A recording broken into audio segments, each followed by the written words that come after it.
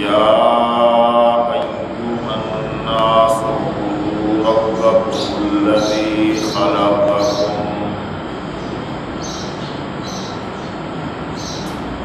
الذي خلقكم والذين من قبلكم لعلكم تتقون.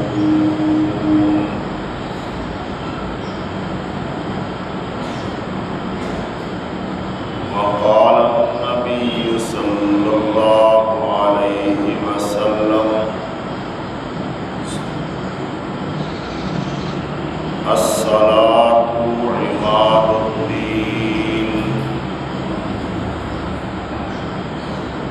من أقامها فقد أقام الدين ومن تركها فقد هدم الدين. سبحانك لا علم لنا إلا ما علمتنا إنك أنت العليم الحكيم.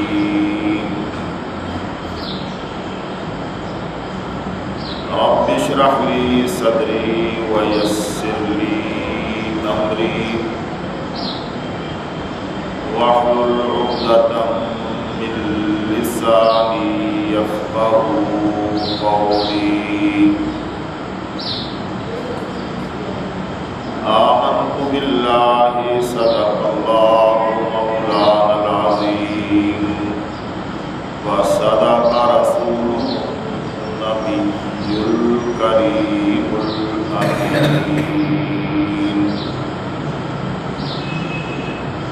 محترم حضرات،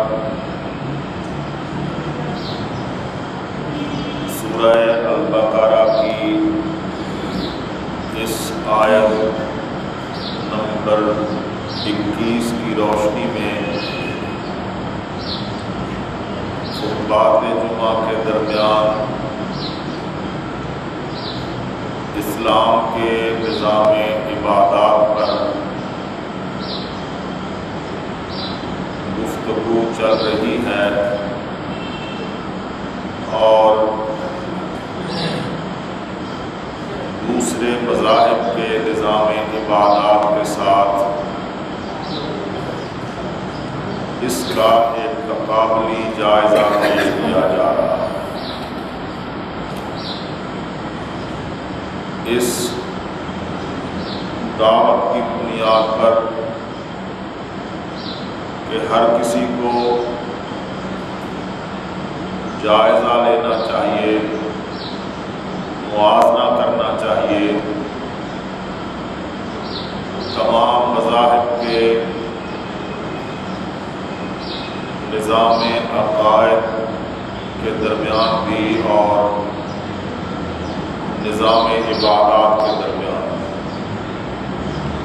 ہمارا علم اور دلیل کی بنیاد پر دعویٰ ہے اور ہم ہر سطح پر ہر میدان میں اپنے اس دعوے کو ثابت کرنے کی پوزیشن میں ہیں، تیار ہیں کہ کسی مذہب کا نظام عقائد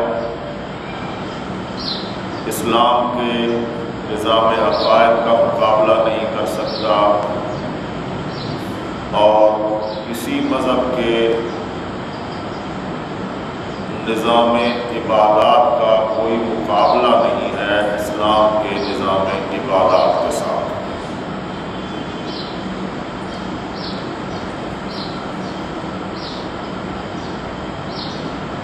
نماز سب سے پہلی عبادت ہے جس کی اہمیت پر مسلسل زور دیا گیا ہے اور اس کے لیے طہارت شرط ہے۔ طہارت کے سلسلے میں بڑی تفصیلی گفتگو ہوئی کہ قرآن مجید میں اور پھر سرور عالم امام الانبیاء علیہ التحیۃ والسلام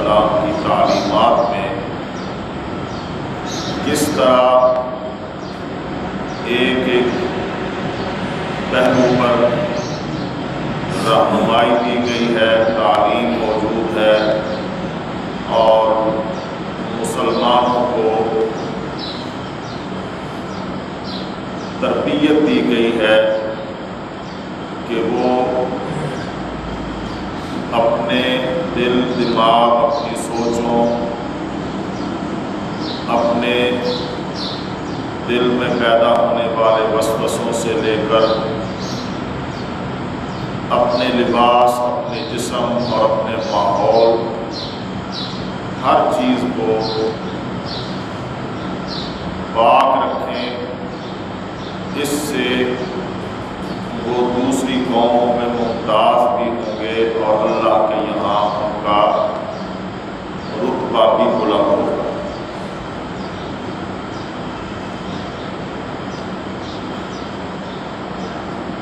نظام عبادات میں نماز کی اہمیت اس سے ہر کوئی واقف ہے کہ سرور دو عالم صلی اللہ علیہ وسلم نے جب بھی احکام کا ذکر کیا تو سب سے پہلے نماز کا ذکر کیا۔ قرآن مجید میں اللہ تبارک و تعالیٰ نے سینکڑوں جگہ پر نماز کا حکم دیا۔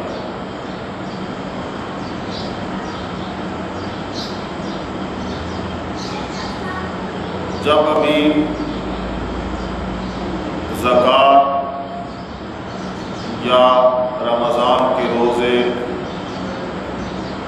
یا حج اور جہاد فرض نہیں تھا، تب سے نماز مسلمانوں پر فرض قرار دے دی گئی۔ اللہ تعالیٰ نے قرآن مجید میں ایک جگہ ارشاد فرمایا کہ اقیموا الصلاۃ ولا تکونوا من المشرکین، نماز قائم کرو اور مشرکین میں سے نہ ہو جاؤ۔ مفہوم واضح ہے کہ نماز ادا کرنا عقیدہ توحید کی علامت ہے، اور نماز چھوڑ دینا یہ کفر اور شرک کے مترادف ہے۔ سرور دو عالم امام الانبیاء علیہ التحیۃ والسلام نے فرمایا کہ ایمان اور کفر کے درمیان فرق کرنے والی چیز نماز۔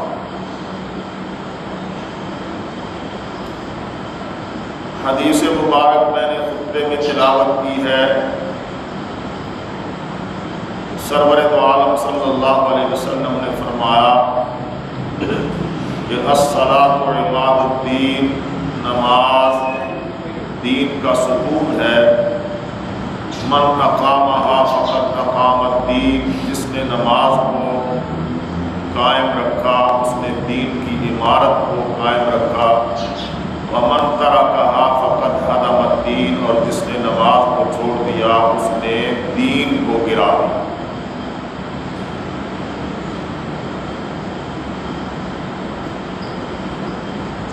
اللہ تبارک و تعالیٰ نے سورہ التوبہ میں ایک مضمون بیان فرمایا ہے، اور وہ ہے کفار اور مشرکین سے براءت کا مضمون۔ لیکن اگر صلح کا، امن کا معاہدہ ہو جائے مسلمانوں اور کافروں کے درمیان، تو مسلمانوں کو حکم دیا گیا، پابند بنایا گیا کہ وہ اس معاہدے کی پابندی کریں گے، امن قائم رکھنے میں اس عہد کو پورا کریں۔ معاہدے کی مدت ختم ہو جائے یا کفار اور مشرکین کی طرف سے اس معاہدے کی خلاف ورزی ہو، اس معاہدے کو توڑ دیں کفار اور مشرکین، جیسا کہ صلح حدیبیہ کو، امن کے معاہدے کو مشرکین مکہ نے توڑ دیا تھا، تو پھر مسلمانوں کو حق دیا گیا کہ وہ مشرکین کے ساتھ جنگ لڑیں۔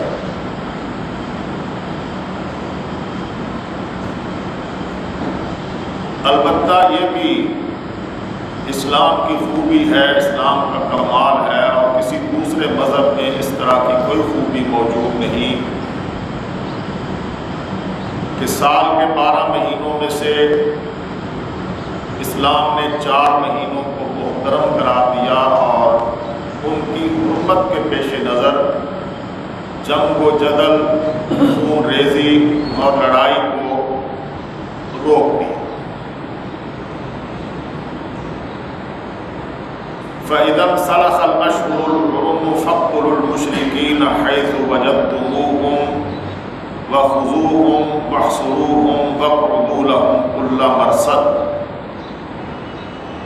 معاہدہ ٹوٹ جائے، معاہدے کی مدت ختم ہو جائے، کفار کی طرف سے معاہدے کی خلاف ورزی ہو، درمیان میں حرمت کے مہینے آ جائیں، تب بھی تم کوئی کارروائی نہ کرو۔ ہاں، جب حرمت کے مہینے ختم ہو جائیں، مکمل ہو جائیں، تو پھر فَاقْتُلُوا الْمُشْرِكِينَ، تم مشرکین کے ساتھ قتال کرو، حیث وجدتموہم، انہیں قتل کرو جہاں تم انہیں پاؤ، وخذوہم واحصروہم، انہیں پکڑو، انہیں قید کرو، وَاقْعُدُوا لَهُمْ كُلَّ مَرْصَدٍ، اور ان کے لیے ہر طرح کے مورچے بنا کر ان کی طاق میں رہو کہ کفر اور شرک ختم ہو جائے، دنیا میں زمین پر امن قائم ہو جائے۔ وَقَاتِلُوهُمْ حَتَّى لَا تَكُونَ فِتْنَةٌ وَيَكُونَ الدِّينُ لِلَّهِ کا معنی یہی ہے۔ کفار حربی ہیں، باغی ہیں، مسلمانوں پر حملہ آور ہوتے ہیں، تو ان کا تعاقب کرنا، ان کی قوت کو توڑنا، اور قوت توڑنے کے لیے ہر طرح کی حکمت عملی اختیار کرنا، یہ مسلمانوں کا حق بھی ہے اور مسلمانوں کے ذمہ فرض بھی ہے۔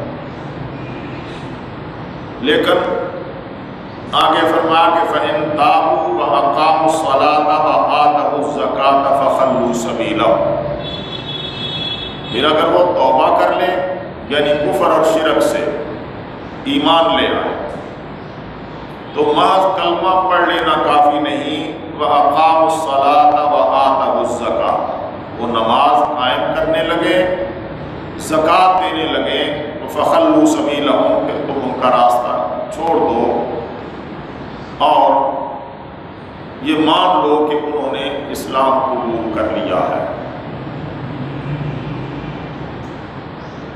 کلمہ پڑھنے کے بعد دل کا معاملہ اللہ سے ہے، لیکن کلمے کی شہادت ظاہری کیا ہے؟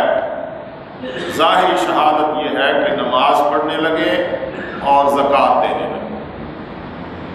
اور اگر ایک آدمی کلمہ پڑھ لیتا ہے لیکن نماز نہیں پڑھتا، اسلامی حکومت اس سے زکوٰۃ مطالبہ کرتی ہے، وہ زکوٰۃ ادا نہیں کرتا، تو یہ اس بات کی علامت ہے کہ اس نے کلمہ پڑھا ہے، مسلمانوں کی تلوار سے بچنے کے لیے اس نے دل سے اسلام قبول نہیں کیا۔ ایمان کی شہادت کیا ہے ظاہری طور پر؟ وہ ہے نماز اور زکوٰۃ کا ادا کرنا۔ یہی وجہ ہے کہ تمام ائمہ، امام اعظم امام ابو حنیفہ، امام مالک، امام شافعی، امام احمد بن حنبل رحمہ اللہ تعالی اجمعین اس بات پر متفق ہیں کہ جو آدمی کلمہ پڑھ لیتا ہے لیکن نماز نہیں پڑھتا، اسے سزا دی جائے۔ کہیں تو یہ کہا گیا کہ اسے مسلمانوں کے قبرستان میں دفن نہیں کیا جائے، اس کے ساتھ مسلمانوں کا سا سلوک نہیں ہو، کہیں یہ کہا گیا کہ اسے گرفتار کر کے قید رکھا جائے گا جب تک وہ 5 وقت کی نماز پڑھنے کا عہد نہ کرے، یعنی اسلامی حکومت اس کے ساتھ کافروں کا سا سلوک کرے گی۔ اور اس کی ایک بنیادی وجہ یہ بھی ہے کہ خود سرور دو عالم صلی اللہ علیہ وسلم نے فرمایا من ترک الصلاۃ متعمدا فقد کفر، جس نے نماز کو جان بوجھ کر چھوڑ دیا، کوئی عذر نہیں تھا، بیماری نہیں تھی، راستے میں کوئی رکاوٹ نہیں تھی، جان بوجھ کر نماز کو چھوڑ دیا تو فقط کفر، اس نے تو کفر کا کام کیا، اس کے ساتھ معاملہ یہ ہو۔ شیخ الاسلام حضرت علامہ شبیر احمد عثمانی نور اللہ برکتہ نے تفسیر عثمانی میں یہ تمام اقوال نقل کرنے کے بعد نتیجہ یہی دیا ہے کہ نماز مسلمان کے ایمان کی شہادت ہے۔ وہ نماز پڑھے گا تو پتہ چلے گا کہ یہ مومن ہے، اور نماز نہیں پڑھتا تو اس کے مومن ہونے کی شہادت نہیں۔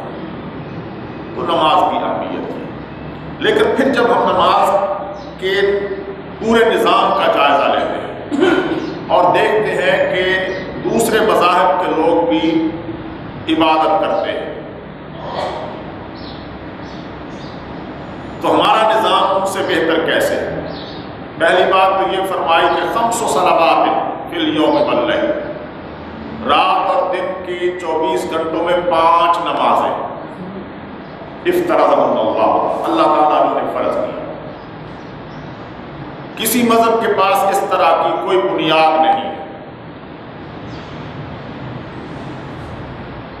پھر اللہ تبارک و تعالیٰ نے قرآن مجید میں فرمایا کہ ان الصلاۃ کانت علی المؤمنین کتابا موقوتا، نماز ایمان والوں پر اوقات مقررہ کے مطابق فرض کی گئی، اوقات ہیں باقاعدہ، ہر نماز کا ایک ابتدائی وقت ہے، ایک اختتامی اور انتہائی وقت ہے، ان دونوں اوقات کے درمیان نماز ادا کر لے گا تو ادا ہو جائے گی، اور اگر وقت گزر گیا تو یہ جرم ہے، یہ بہت بڑا گناہ ہے، اور اب وہ نماز ادا نہیں ہوگی، اسے قضا کہا جائے گا۔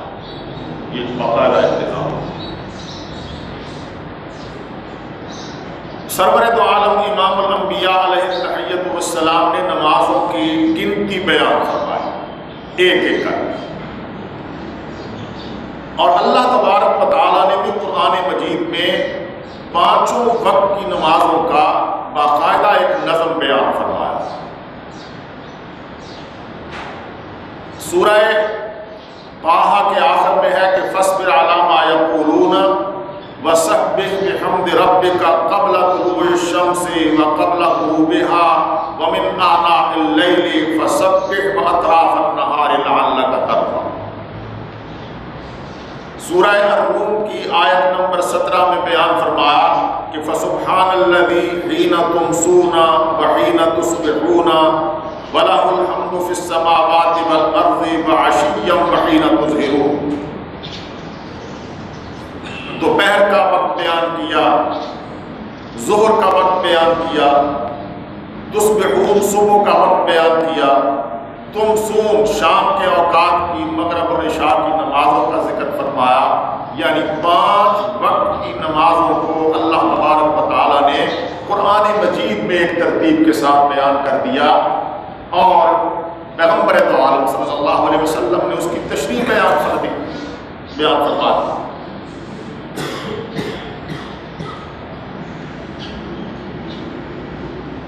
پھر نماز کے لیے اوقات کا لوگوں کو اطلاع دینا، اس کا ایک نظم ہے ہمارے پاس، ہم اسے اذان کہتے ہیں۔ مساجد ہیں، ان میں باجماعت نماز ادا کرنے کے لیے امام مقرر ہے، اذان دینے کے لیے مؤذن مقرر ہے، وہ اونچی آواز سے کلمات کہتا ہے اذان، اور لوگوں کو اطلاع دیتا ہے کہ نماز کا وقت ہو گیا ہے، حی علی الصلاۃ، نماز کی طرف آؤ۔ آپ کے ارد گرد عیسائیوں کے گرجے بھی ہیں، ہندوؤں کے مندر بھی ہیں، کہیں نہ کہیں سکھوں کا گرودوارا بھی موجود ہے، یہودیوں کے یوں معبد موجود نہیں ہیں لیکن یہودیوں کا لٹریچر موجود ہے۔ آپ مطالعہ کر لیں، وہاں آپ کو اس طرح کا کوئی نظام نہیں ملے گا کہ اپنے ماننے والوں کو وہ کیسے بلائیں۔ کہیں گھنٹیاں بجائی جاتی ہیں، وہ بھی ایک دن، اتوار کے دن، اور وہ گھنٹیاں اس بات کی علامت ہوتی ہیں کہ اب پادری صاحب لوگوں کو اجتماعی طور پر عبادت کرانے کے لیے تیار ہو گئے۔ سرور دو عالم امام الانبیاء علیہ التحیۃ والسلام کا اور صحابہ کا دور تھا، تو مدینہ طیبہ میں یہ مسئلہ زیر بحث آیا کہ نماز کے اوقات کا کیسے اعلان کیا جائے، لوگوں کو کیسے نماز کے لیے بلایا جائے۔ حضرت انس کہتے ہیں ذکر النار والناقوس، کسی نے مشورہ دیا کہ کسی بلند جگہ پر آگ روشن کی جائے، فجر کے وقت میں بھی، پھر ظہر کے وقت میں بھی، پھر عصر کے وقت میں بھی، لوگ اس آگ کو روشن دیکھ کر محسوس کر لیں، انہیں معلوم ہو جائے کہ اب فلاں نماز کا وقت شروع ہو گیا۔ کسی نے عرض کی کہ ناقوس بجایا جائے، گھنٹی بجائی جائے، اور ذکر الیہود والنصارى، یہود اور نصارہ کا ذکر ہوا کہ فلاں مذہب کے لوگ ایسا کرتے ہیں، فلاں مذہب کے لوگ ایسا کرتے ہیں۔ تو سرور دو عالم صلی اللہ علیہ وسلم نے ان دونوں طریقوں کو ناپسند کیا اور کہا کہ اللہ تبارک و تعالی ہمیں اس سے کوئی بہتر طریقہ عطا فرمائے، اس لیے کہ پیغمبر کا سارا دین وحی الہی پر قائم ہے۔ اللہ تبارک و تعالیٰ کی طرف سے انتظار ہوتا ہے کہ کب کوئی حکم آئے، سوال ہوتے ہیں تو پیغمبر انتظار کرتے ہیں۔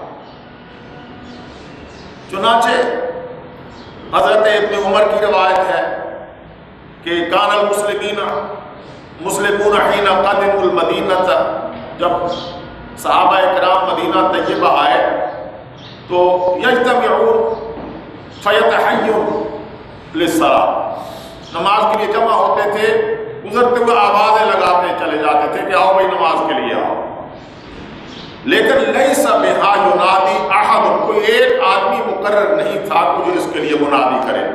فتکلموا یوما فی ذلک، اس سلسلے میں مشورہ شروع ہوا۔ بعض نے کہا کہ اتخذوا مثل ناقوس الیہود النصارى، نصارہ کی طرح ناقوس بجایا جائے، گھنٹی بجائے۔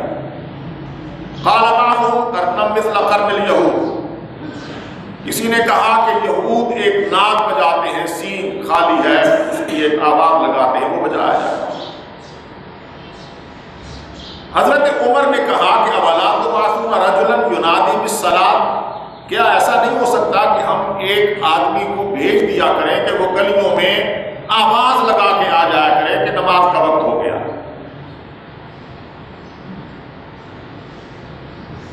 یہ مشورہ سن کر نبی کریم صلی اللہ علیہ وسلم نے حضرت بلال سے کہا کہ یا بلال قم فنادِ بالصلاۃ، کھڑے ہو جاؤ، اونچی آواز سے لوگوں کو نماز کی طرف بلاؤ۔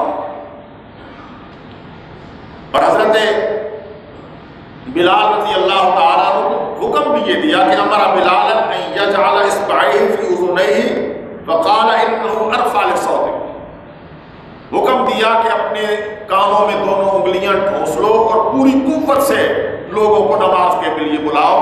یہ کانوں میں انگلیاں دے لینا ارفع لصوتک، اس سے تمہاری آواز بلند ہو۔ یہ ایک نفسیاتی سا مسئلہ ہے کہ جب اپنی آواز بھی نہ آئے تو آدمی زیادہ زور سے بولتا ہے، چنانچہ آواز نہیں دی، لیکن ابھی طے نہیں ہوا کہ کلمات کیا کہے جائیں۔ آپ دیکھیں اسلام کی بنیاد کیا ہے، ہم الحمدللہ اللہ کے فضل و کرم سے کس پورے نظام عبادات پر کھڑے ہیں. ہمارا ضابطہ حیات کیا ہے؟ ضابطہ اخلاق کیا ہے؟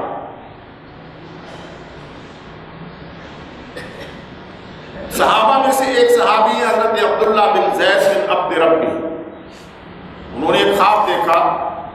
خواب میں یہ تھا کہ میں نے ناقوس پکڑا ہوا ہے, ایک نورانی چہرے کا آدمی مجھے ملتا ہے کہ اے عبداللہ یہ کیا ہے اور کس لیے لے جا رہے ہو؟ اس نے کہا میں یہ ناقوس میں نے خریدا ہے نصارہ سے, ہم لوگوں کو نماز کے لیے بلائیں گے اس کے ذریعے. اس نے کہا کہ کیا میں تمہیں ایسے کلمات نہ بتا دوں کہ جو اس ناقوس بجانے سے زیادہ بہتر ہے؟ حضرت عبداللہ نے کہا یہ تو بہت اچھی بات ہے. تو اس نے یہ کلمات بتائے, اللہ اکبر اللہ اکبر اللہ اکبر اللہ اکبر سے لے کر لا الہ الا اللہ تک کلمات بتائے, اور کہا کہ یہ کلمات اونچی آواز سے کہا کرو, لوگ نماز کے لیے آ جایا کریں. حضرت عبداللہ نے صبح پیغمبر دو عالم صلی اللہ علیہ وسلم کی خدمت میں اپنا خواب بیان کیا تو پیغمبر دو عالم نے فرمایا انہا لرؤیا حق انشاءاللہ. اے عبداللہ مجھے یوں لگتا ہے کہ اللہ کے فضل و کرم سے یہ سچا خواب ہے اور ان کلمات کے ساتھ ہمیں لوگوں کو نماز کے لیے بلانا چاہیے. اور حضرت بلال سے کہا کہ یہ عبداللہ آپ کے پاس کھڑے ہو جاتے ہیں, یہ تمہیں بتاتے جائیں گے کلمات, تم اونچی آواز سے یہ کلمات. اذان مدینہ طیبہ میں اللہ کی کبریائی کا کلمہ گونجا. آج آپ دیکھتے ہیں کہ پوری دنیا میں یہ کلمہ گونج رہا ہے. پابندی لگا لیں, زور لگا لیں, پورا تشدد کر لیں, نہیں ختم ہو سکتا. یہ آواز نہیں دب سکتی. لاؤڈ سپیکر پر پابندی لگا دی گئی کہ سوائے اذان کے کوئی کلمہ آپ نہیں کہہ سکتے. اذان کے کلمات پر بھی ہمارے یہاں لاؤڈ سپیکر پہ پابندی لگا دی جائے تب بھی مؤذن مسجد کی چھت پر کھڑا ہو کر کانوں میں انگلیاں دے کر پوری قوت سے تکبیر کہے گا اور سارا ماحول اللہ کا تبارک و تعالیٰ کی تکبیر سے گونج اٹھے. کلمات کیا ہے؟ اللہ اکبر اللہ اکبر, اشہد ان لا الہ الا اللہ, اشہد ان محمد رسول اللہ, حی علی الصلاۃ حی علی الفلاح, اللہ اکبر لا الہ الا اللہ.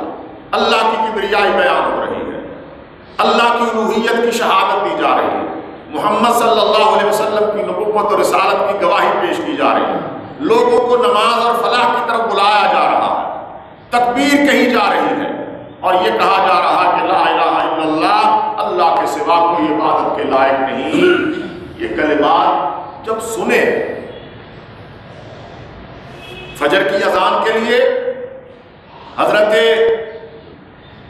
عبداللہ بن زید کے کلمات حضرت بلال اونچی آواز سے کہے تو سمع بذالک عمر بن الخطاب فی بیتہ. حضرت عمر کے کانوں میں یہ کلمات پہنچے فخرج یجر رداءہ. حضرت عمر بڑی تیزی سے اپنے گھر سے نکلے, یقول یا رسول اللہ, آ کر پیغمبر دو عالم کی خدمت میں کہنے لگے اللہ کے پیغمبر والذی بعثک بالحق لقد رأیت مثل ما اریا. اس اللہ کی قسم ہے جس نے آپ کو سچائی کے ساتھ نبی بنا کر بھیجا ہے, جو الفاظ عبداللہ ابن دکھائے گئے ہیں میں عمر بن الخطاب کو بھی خواب کے اندر انہی کلمات کی تعلیم دی گئی. یہ وحی الہی. تو پیغمبر دو عالم صلی اللہ علیہ وسلم نے فرمایا فللہ الحمد, اللہ کے لیے تمام تعریفیں ہیں. اب اذان متعین ہوگی. آپ دیکھیں کہ انڈونیشیا کے ان جزیروں سے جہاں سب سے پہلے سورج کی کرنیں پڑتی ہیں اور صبح صادق طلوع ہوتی ہے, وہاں سے اب اذان کے کلمات شروع ہوتے ہیں. آپ پورا جغرافیہ دیکھ لیں کہاں کہاں صبح ہوتی چلی جاتی ہے اور صبح ہونے کے بعد کہاں ظہر کا وقت شروع ہو جاتا ہے, کہاں عصر کا وقت شروع ہو جاتا ہے. آج پوری زمین اور آسمان کے درمیان کی فضا اذان کے کلمات سے گونج رہی ہے. اللہ تبارک و تعالیٰ کی کلمات جو وحی کے ذریعے خواب کے ذریعے پیغمبر کے صحابہ کو بتائے گئے, اذان نے مبہوت کر رکھا ہے شیاطین کو, اذان نے پریشان کر رکھا ہے کفر کے نمائندوں کو، وہ پریشان ہے اس بات پر کہ ہمارے ناقوس کی کوئی حیثیت نہیں، ہم آگ جلاتے ہیں اس کی کوئی حیثیت نہیں، ہم گھنٹیاں بجاتے ہیں اس سے کوئی حیثیت نہیں، لیکن ایک مؤذن اذان دیتا ہے تو اس کے اندر وہ محمد کی نبوت کی گواہی بھی دیتا ہے، خداوند قدوس کی کبریائی بھی بیان کرتا ہے، دعوت بھی چل رہی ہے، تبلیغ بھی چل رہی ہے اور نعرے بھی گونج رہے ہیں۔ یہ اذان۔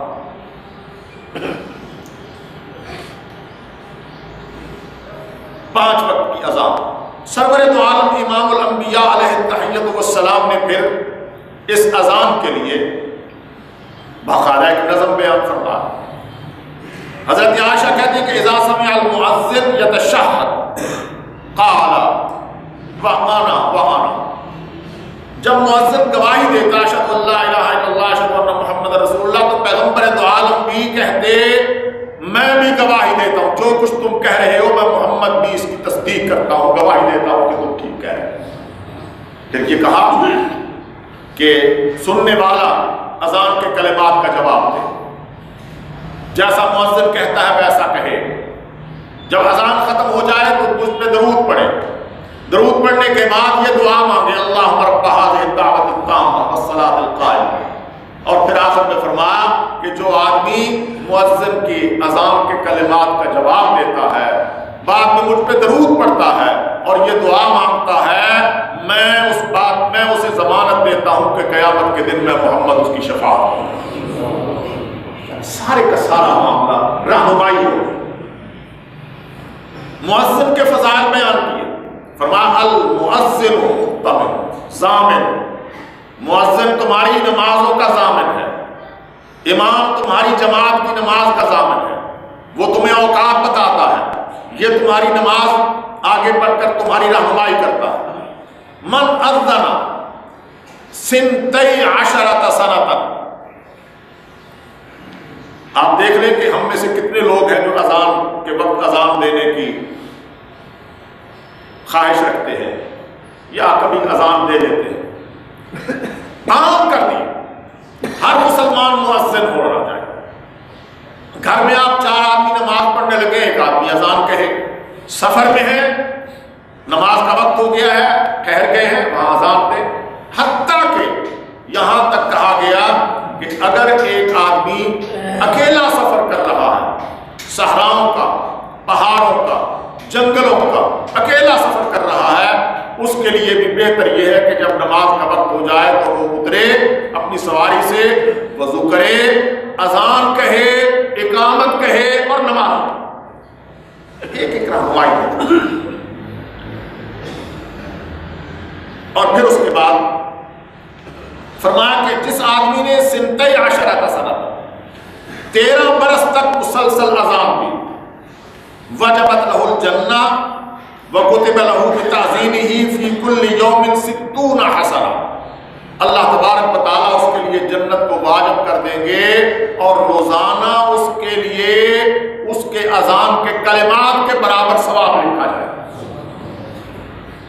60 نیکیاں لکھی، کلمات کے لیے ایک ایک نماز کے لیے ثواب۔ یہ ہمارا نظام کہ ہم نماز طہارت سے شروع کرتے ہیں، اذان کہتے ہیں، نماز کے لیے جواب۔ نمازیں 2 طرح کی، انفرادی اور اجتماعی۔ آپ کو کوئی نہیں روکے گا، آپ کسی وقت اس ملک کے کسی مندر میں چلے جائیں، وہاں دیکھیں کہ عبادت ہو رہی ہے کہ نہیں ہو رہی ہے تو کیسے ہو۔ آپ کسی گرودوارے میں چلے جائیں، ان سے پوچھیں کہ ہم تمہارے مذہب کو سمجھنا چاہتے ہیں، تمہارے پاس گرو نانک صاحب کی گرنتھ ہے، اس میں تعلیمات ہے، ہمیں بتاؤ کہ تمہارے یہاں عبادت کا نظام کیا ہے۔ آپ کو حق حاصل ہے، آپ اگر کسی یونیورسٹی کے طالب علم ہیں تو آپ اپنے لیے ایم فل کا یا پی ایچ ڈی کا مقالہ لے سکتے ہیں کہ میں مذاہب کے نظام عبادات پر معاہدہ کرنا چاہتا ہوں، اور آپ کسی گرجے میں کسی پادری کے پاس جا سکتے ہیں، اس سے پوچھ سکتے ہیں کہ کیا، اور پھر واپس لوٹیں، ہم سے پوچھیں، قرآن مجید سے سوال کریں، پیغمبر دو عالم صلی اللہ علیہ وسلم کی احادیث پڑھیں، آپ کا قد اونچا ہو جائے گا اور آپ فخر سے کہیں گے کہ جو نظام مسلمانوں کے پاس ہے وہ نظام کسی کے پاس ہے۔ اس پہ دلیل۔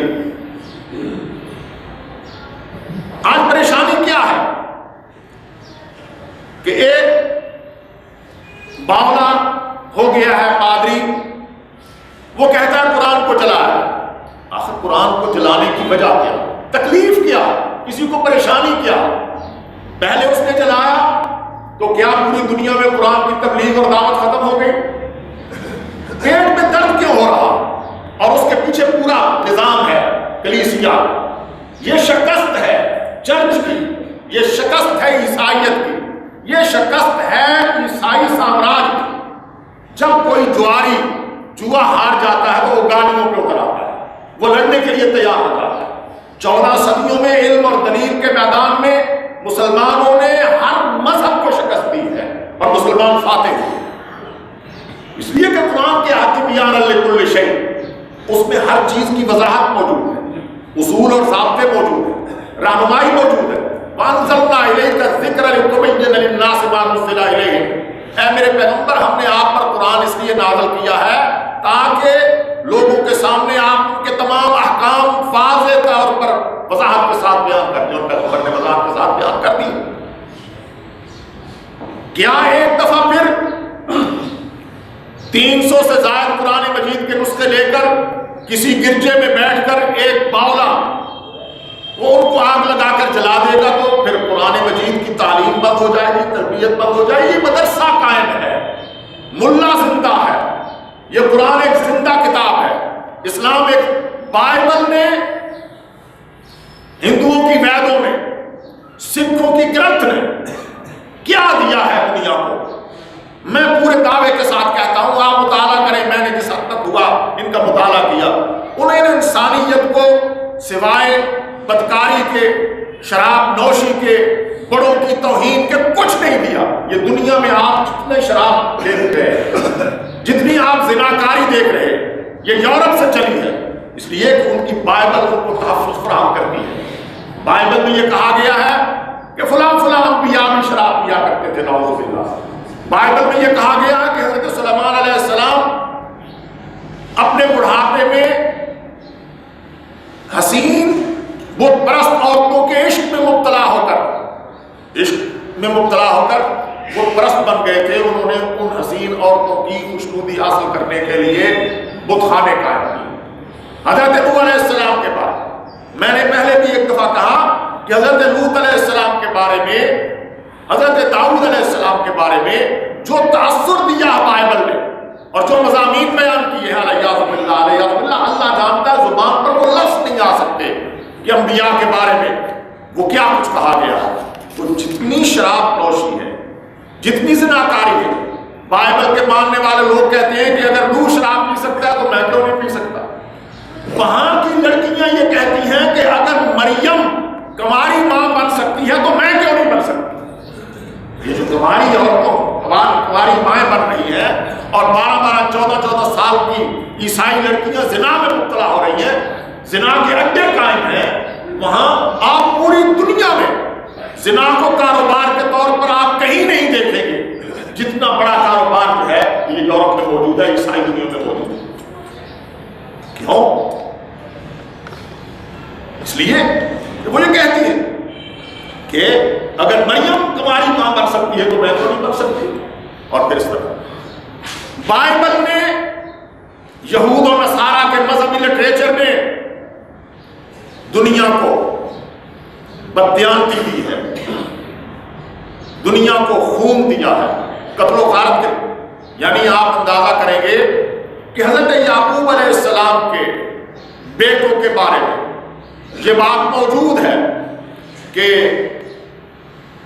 کس کا حق تھا اور کس نے اس کا حق اپنے باپ سے فریب کاری کے ساتھ لیا، یعنی فریب کاری۔ یہ آپ دنیا میں جو دیکھ رہے ہیں اور ہمارے یہاں آج کل تماشا لگا ہوا ہے کہ ایک آدمی سے دعائے قنوت سنی جا رہی ہے، تیسرا کلمہ سنا جا رہا ہے، اور ایک آدمی سے کچھ سنے بغیر اس کے کاغذات منظور ہو گئے۔ یہ چیزیں پرویز مشرف سے کیوں نہیں سنی گئی؟ ہمارے ملک کے حکمرانی کی تاریخ کا بدترین حکمران جس کی زنا کے اور جس کی شراب کے افسانے موجود ہیں، قصے کہانیاں موجود ہیں اور اس کے گواہ موجود ہیں. کیا 62-63 کا مطلب صرف جو ہے وہ دعائے قنوت اور تیسرا کلمہ ہے؟ جس کی شراب کی گواہیاں موجود ہوں، جس کی زنا کے پورے قصے موجود ہوں، اس سے 62-63 کا کیا سوال ہونا چاہیے؟ ایک جگہ پر کاغذات نامزدگی کا منظور کر لیا جانا پرویز مشرف کے، یہ اس بات کی دلیل ہے کہ وہ پارسا آدمی ہے، وہ نیک ہے، متقی ہے، ہم نے اس کو سند دے دی ہے کہ وہ 62-63 کا پورا کرتا ہے.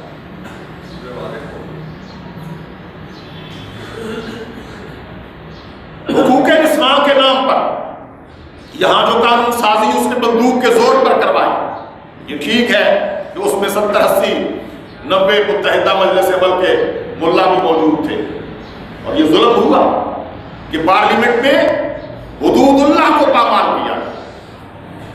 وہ حقوق نسواں کا بل آپ پڑھ لیں، وہ زنا کا لائسنس ہے، آپ اس کی تفصیل دیکھیں. یعنی ہر عورت کو لائسنس دے دی، قانونی حق دے دیا گیا ہے کہ وہ جو چاہے اپنی زندگی جس طرح مرضی گزارے. اس پر کوئی اگر وہ کہتی ہے کہ میں نے فلاں کے ساتھ رضامندی سے زنا کیا تو اس پر کوئی قانون نہیں لاگو ہوتا، اس پر کوئی جرم نہیں ہے. ہاں اگر کوئی عورت کہتی کہ جبرن مجھ پہ کیا گیا ہے زنا تو پھر تو کوئی FIR بنتی ہے. لیکن اگر ایک آدمی، ایک مرد اور ایک عورت اپنی زندگی گزار رہے ہیں بغیر نکاح کے اور وہ یہ کہتے ہیں کہ ہم اپنی رضامندی سے زندگی گزار رہے ہیں، تو آپ کے ملک کا قانون آپ ان کے خلاف کوئی مقدمہ دائر نہیں کر سکتا. یہ تحفہ ہمیں پرویز مشرف کی جبر نے، اس کی آمریت نے دیا. آج ہم نے اس کو 62-63 میں کامیاب قرار دے کر اس کے کاغذات منظور کر دیا. کہا ہے کہ کون فیصلہ کرے گی کہ اس کو جو ہے منتخب کرنا ہے یا نہیں. اس سے بڑا مزاح کیا ہو سکتا ہے؟ بائبل نے کیا دیا؟ یہ سب کچھ عیسائیت کے تحفے ہیں، یہ یہودیت کے تحفے ہیں.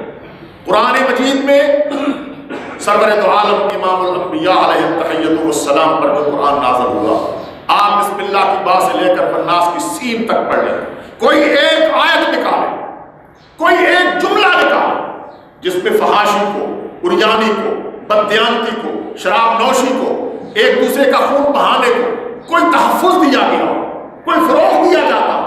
آپ پورے قرآن مجید کو ایک ایک لفظ پڑھیں، پوری تنقید کے ساتھ پڑھیں، لیکن بالآخر آپ کہیں گے کہ قرآن مجید ایک ایسی کتاب ہے کہ اس پر عمل کرنے سے انسان دنیا میں بھی عزت سے سرفراز ہوتا ہے، آخرت میں بھی سرفراز ہوتا ہے. اور دوسرے مذاہب کی کتابوں میں آپ رامائن پڑھ لیں ہندوؤں کی، اور وہ جو جنگ ہے ایک راجا کی، رام کی، اپنی ملکہ کو چھڑانے کے لیے، آپ اسی جنگ کی کہانی پڑھیں تو آپ حیران ہو جائیں گے کہ یہ کیا دل سے ہوش روا ہے اور کیا مذہب ہے. بہرحال قرآن مجید کو جلانے کی جو باتیں ہوتی ہیں، ہمارے یہاں تو خاموشی ہے. ہمارے حکمران نشے میں ہیں، اقتدار کے نشے میں، ان کے پاس ہر کام کے لیے وقت ہے. ان کی شیطانی دماغ سوچتا ہے کہ آج ہم نے کتنی دولت جمع کر لی، آئندہ کل ہم نے کتنی دولت جمع کرنی ہے، اور جب ہم پہ گرفت ہوگی تو ہم نے کس طرح یہاں سے نکل کر دبئی کے راستے کسی اور جگہ پہ چلا جانا ہے. ان کے لیے تو اور کوئی سوچنے کی چیز ہی نہیں ہے. لیکن خاموشی ہے، اور یہ خاموشی قیامت کی خاموشی. بہرحال قرآن مجید میں چونکہ تمام چیزوں کی وضاحت موجود ہے، علم موجود ہے، دلیل موجود ہے، رہنمائی موجود ہے، ضابطۂ اخلاق موجود ہے، اور پیغمبر دو عالم نے اس کی تشریح کر دی ہے.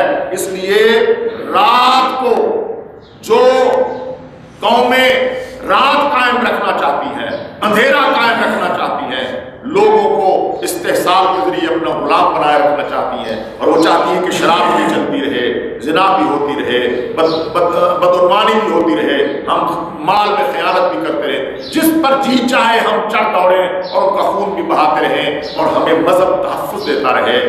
بائبل ان کو تحفظ دیتی ہے، قرآن چونکہ تحفظ نہیں دیتا، اس لیے قرآن مجید کو جلانے کی باتیں ہوتی ہیں. ایک پادری کا اپنا فعل نہیں ہے، اس کے پیچھے پورا ادارہ ہے. یہ جہاں جو کچھ ہوا ہے بادامی باغ میں، یا ابھی چند دن پہلے یا گجرانوالہ میں ہوا ہے، خانوال میں شانتی نگر میں یہ جو کچھ ہوا ہے یہ باقاعدہ ایک پلاننگ کے تحت ہوتا ہے. یہاں کے ایک ایک گرجے کا رابطہ ویٹیکن کے ساتھ ہے, ایک ایک پروٹیسٹنٹ گرجے کا تعلق آرچ بشپ کے ساتھ, کنٹربری کے ساتھ ہے. وہاں کی اجازت اور منصوبہ بندی اور شیطانی جو ریشہ دمانی ان کے مطابق یہاں جو کچھ کیا جاتا ہے. ایسے ہی نہیں کوئی آدمی قرآن مجید کو جلا دیتا, ایسے ہی نہیں کوئی آدمی نبی کریم صلی اللہ علیہ وسلم کی توہین کرتا. اس کو پیچھے سے تحفظ ملتا ہے, اس کو پیچھے سے ہدایات ملتی ہے اور وہ کرتا ہے, اس کے بعد کھیل بنتا ہے. بہرحال اسلام کا نظام بات. اب آپ نماز کی طرف آئیں. طہارت ہے, اذان ہے, مساجد کا نظام ہے, نماز شروع کی. کیا ہے نماز میں؟ تکبیر تحریمہ, سبحان. قیام, قیام کا ایک خاص انداز ہے, رکوع ہے, سجدہ ہے, قعدہ ہے, قیام کے دوران قرات. یہ کم از کم 6 چیزیں جو ہیں یہ تو نماز کی رکن ہے, نماز کے اندر فرض ہے. تکبیر تحریمہ کا پس منظر کیا ہے؟ کہتے تو ہیں آپ اللہ اکبر, لیکن ہاتھ اٹھا کر, دونوں خالی ہاتھ اٹھا کر تسلیم کرتے ہوئے. ہاتھ کھڑے کر دینے کا معنی کیا ہوتا ہے؟ کسی بھی قوت کے سامنے, کسی کی طاقت کے سامنے جب ہاتھ کھڑے کر دیے جائیں تو اس کا مطلب یہ ہوتا ہے کہ میں تیرے اقتدار کو تسلیم کرتا ہوں, میں تیرے سامنے اپنی شکست مانتا ہوں, میں تیرے سامنے اپنی گردن چھپاتا ہوں. تو تکبیر تحریمہ کیا ہے؟ آپ یہاں تک ہاتھ لے جائیں, یہاں تک لے جائیں یا اس سے بھی بلند لے جائیں, تکبیر تحریمہ کا معنی ہے کہ الہ العالمین میں نے تجھے کائنات کی قوتوں میں سے سب سے بڑی قوت مانا. اور اس کے پیچھے کیا؟ ان القوت للہ جمیعا, قوت ساری کی ساری اللہ کی ہے. بندہ مومن کیا کہتا ہے کہ محبت کے لائق سب سے زیادہ اللہ کی ذات ہے اور ساری قوتیں, سارا اختیار, سارا اقتدار اسی کے قبضے میں. ان القوت للہ جمیعا, قوت سب کی سب اللہ کے پاس ہے. اور تکبیر تحریمہ کے ذریعے بندہ اسی کا اظہار کرتا ہے. اور پھر آپ کھڑے ہو, اس کو قیام کہتے ہیں. کھڑے بھی غلاموں کی طرح, ہاتھ یہاں باندھے, سر جھکا ہوا ہے. سر کہاں ہے؟ جہاں ابھی تھوڑی دیر بعد آپ نے سجدہ کرا.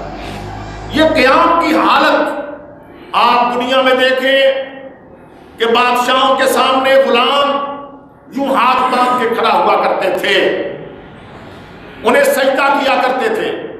سرور دو عالم امام الانبیاء علیہ التحیۃ والسلام کے پاس ایک صحابی نے آ کے کہا کہ اللہ کے پیغمبر میں نے دیکھا ہے حیارہ کے علاقے میں کہ یسجدون لمرزبان لہم, لوگ اپنے جاگیرداروں کو اور اپنے مالکوں کو سجدہ کرتے ہیں. انت احق ان نسجد لک, ہم آپ کو کیوں نہ سجدہ کیا کریں؟ تو سرور دو عالم صلی اللہ علیہ وسلم نے فرمایا میں محمد اس دنیا میں آیا اس لیے ہوں کہ سارے سجدوں سے چھڑا کر بندے کو ایک رب کے سجدے میں کھڑا کرے. نبی اس لیے نہیں آتا کہ نبی لوگوں کو اپنی طرف متوجہ کرے. وہ کہتا ہے ربانیین بن جاؤ. ما کان لبشر ان یکلمہ اللہ الا وحیا او من وراء جدر, آتی ہے وہی. لیکن ما کان لبشر ان یؤتیہ اللہ الکتاب والحکم والنبوۃ ثم یقول للناس کونوا عبادا لی من دون اللہ. کسی نبی کے لیے یہ جائز نہیں ہے کہ اس بشر کو کتاب دی گئی, حکمت دی گئی, دانائی دی گئی, اس پر وحی نازل کی, تو پھر وہ یہ کہے کہ کونوا عبادا لی من دون اللہ, اللہ کو چھوڑ کر میرے بندے بن جاؤ. نہیں, وہ کیا کہتا ہے بلکہ کونوا ربانیین. لوگوں سر جھکانا ہے تو ایک کے سامنے جھکاؤ, یوں قیام کرنا ہے تو ایک کے سامنے کرو, یوں ہاتھ باندھ کے کسی کے سامنے نہ کھڑے ہو. میں نے آپ کو شاید حدیث سنائی ہو, سرور دو عالم صلی اللہ علیہ وسلم ایک دفعہ تشریف لائے تو صحابہ کرام یوں کھڑے ہو گئے, جو اس وقت کا ماحول اور معاشرہ, یوں کھڑے ہو گئے. پیغمبر دو عالم نے فرمایا لا تقوموا کما یقوم الاعاجم يعظم بعضها بعضا, میرے سامنے ایسے نہ کھڑا ہوا کرو جس طرح عجمی لوگ, کما یقوم الاعاجم, عجمی لوگ کھڑے ہوتے ہیں کہ يعظم بعضها بعضا, ایک دوسرے کی تعظیم کرنے کے لیے تو غلامانہ حیت بنا کر کھڑے ہو جاتے ہیں. یہ حیت صرف اللہ کے سامنے بنا کرو، اللہ کے سوا کسی کے سامنے نہ کرو. یہ قیام میں پھر کچھ عبارتیں پڑھی جاتی ہیں. میں دعوے سے کہتا ہوں جو جو دعائیں، جو جو عبارتیں ہندو اپنے رام کے لیے پڑھتے ہیں، یہودی اپنے معبود کے لیے پڑھتے ہیں، عیسائی تثلیث کے تینوں ارکان، تینوں اقانیم کے لیے پڑھتے ہیں، آپ ان کا جائزہ لے لیں. میں نے کیتھولک الہیات دیکھی ہیں، میں نے کیتھولک کے طریقے عبادات کے ایک ایک لفظ کو دیکھا ہے. میں حیران ہوں کہ اللہ تبارک و تعالیٰ نے مسلمان کو کیا عظمت عطا فرمائی ہے. کہیں لفظوں کا، عبارتوں کا اور مضامین کا وہ بلند ترین رتبہ موجود نہیں ہے جو اللہ تبارک و تعالیٰ نے مسلمانوں کو. سبحانک اللہم و بحمدک و تبارک اسمک و تعالی جدک ولا الہ غیرک. آپ ایک ایک لفظ دیکھیں، ایک ایک جملہ دیکھیں اور پھر اس پہ ڈوب جائیں. ہم نے تو اصل میں عبارت رٹ لی ہے اور اس کے مفہوم اور اس کے ترجمے اور اس کے مضمون کی طرف ہماری توجہ نہیں، بڑی تیزی کے ساتھ پڑھنا چاہتے ہیں سبحانک اللہم و بحمدک. لیکن سبحانک اللہم و بحمدک و تبارک اسمک و تعالی جدک ولا الہ غیرک. ایک جملہ اپنے پیچھے علوم کا کتنا سمندر لیے ہوئے ہے اور عقیدے کی کتنی گہرائی اس کے اندر موجود ہے. تحفظ پڑھ لیں، تسمیہ پڑھ لیں اور پھر سورہ فاتحہ پڑھیں. سورہ فاتحہ کو تو ویسے بھی مفسرین نے اور پیغمبر دو عالم نے کہا ہے کہ پورے قرآن کے تمام مضامین کا خلاصہ سورہ فاتحہ کو موجود ہے. کہا کہ اسے ضرور پڑھنا ہے. اکیلے ہیں تو سب نے پڑھنا، ہر رکعت میں پڑھنا.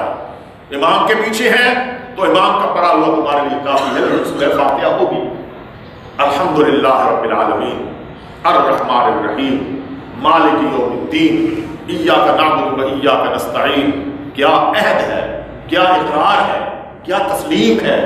اور پھر ایاک نعبد و ایاک نستعین کے بعد کیا التجا ہے، کیا فریاد ہے. اہدنا الصراط المستقیم صراط الذین انعمت علیہم غیر المغضوب علیہم ولا الضالین. میں آپ کے سامنے اگر وہ عبارت پڑھوں جو آج بھی عیسائی دعا کے طور پر پڑھتے ہیں تو آپ حیران ہو جائیں گے کہ ان میں تو خدا کی توہین موجود ہے. پیغمبر دو عالم نے جو تعلیم ہمیں دی ہے اس کے ایک ایک لفظ میں خدا کی کبریائی کا تصور موجود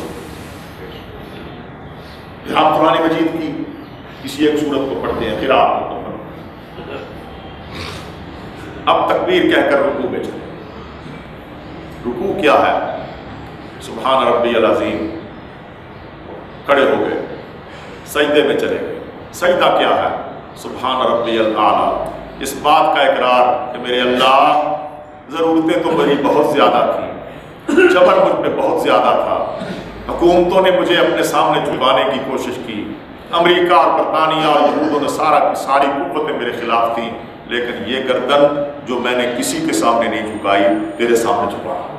یہ سجدہ، سجدہ کوئی معمولی بات نہیں ہے. یہ ایک سجدہ جسے تو گراں سمجھتا ہے ہزار سجدوں سے دیتا ہے آدمی کو نجات. تم خدا کے سامنے نہ جھکو تو پھر جھکتے چلے جاؤ. اس کے سامنے اپنی پیشانی نہ رکھو، تمہاری پیشانی ذلیل و رسوا ہو جائے گی. ایک ایک چوکھٹ پر، ایک ایک آستانے پر، ایک ایک دروازے پر تمہاری یہ پیشانی جھکتی چلی جائے گی. پیغمبر دو عالم صلی اللہ علیہ وسلم نے فرمایا کہ اس پیشانی کو ایک دروازے پر جھکا دو، پھر تمہیں کسی کے سامنے سجدہ کرنے کی ضرورت باقی نہیں. یہ نظام عبادت ہے. سبحان ربی الاعلیٰ، سبحان ربی الاعلیٰ. اور پھر قاعدے میں آپ نے کیا کہا ہے؟ سارا نچوڑا. بیٹھ تو آپ گئے ہیں لیکن بیٹھنا بھی کیسے ہے؟